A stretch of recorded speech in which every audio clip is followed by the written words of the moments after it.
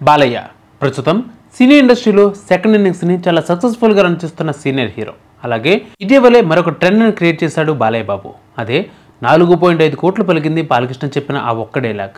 ఎందుకు ఇంతకీ ఆ డైలాగ్ కోసం అన్ని కోట్లు ఖర్చు పెట్టిన ఆ హీరో ఎవరు? ఈ వీడియోలో తెలుసుకుందాం. నటసింహం నందమూరి బాలకృష్ణ కెరీర్ గ్రాఫ్ కొత్త పుంతలు తొక్కుతుంది. నటుడిగానే కాకుండా రియాలిటీ షో హోస్ట్గా కూడా అద్భుతంగా రాణిస్తున్నారు. వరుసగా సినిమాలను విజయపదంలో నడిపిస్తూ హీరోగా బాక్సాఫీస్ వద్ద హల్చల్ చేస్తున్నారు.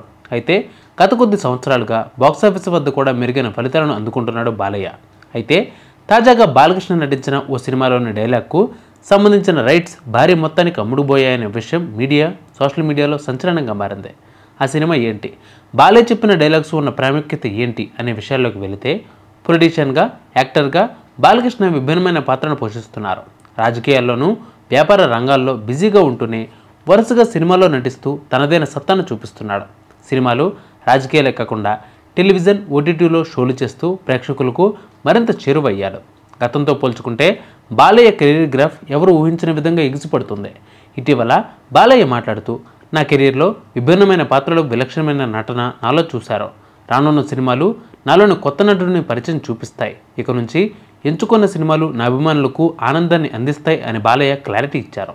దాంతో బాలకృష్ణను కొత్తగా చూడడం ఖాయమని ఓ నిర్ణయానికి వచ్చారు ఫ్యాన్స్. అయితే బాలకృష్ణ నటించిన నెలకొండ భగవంత్ కేసరి సినిమా బాక్సాఫీస్ వద్ద భారీ విజయాన్ని అందుకోవడమే కాకుండా విమర్శకుల ప్రశంసలు కూడా రాబట్టింది. అయితే ఈ సినిమాను తమిళంలో తలపతి విజయ్ హీరోగా జననాయకన్ టైటిల్తో మూవీని రూపొందిస్తున్నారు. రాజకీయాల్లోకి ప్రవేశించిన విజయ్ ఆయన కెరీర్లో చివరి సినిమాగా పేర్కొంటున్నారు దీన్ని. ఈ సినిమాలో పూజా హెగ్డే, మమితా బైజు నటిస్తున్నారు.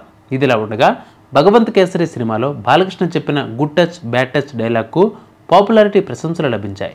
అయితే ఈ సినిమాలో ఆ డైలాగ్ కోసం జననాయకన్ సినిమా యూనిట్ స్పెషల్ అనుమతి తీసుకోవడంతో పాటు ఆ ఎపిసోడ్లోని డైలాగ్స్కు సుమారుగా 4 కోట్ల రూపాయలు రైట్స్గా చెల్లించారని తెలిసిందే. అయితే ఈ సినిమాకు అనిల్ రావిపూడి దర్శకత్వం వహించాల్సి ఉంది. కానీ కొన్ని కారణాల వల్ల ఆయన తప్పుకున్నారన్న విషయం విదితం.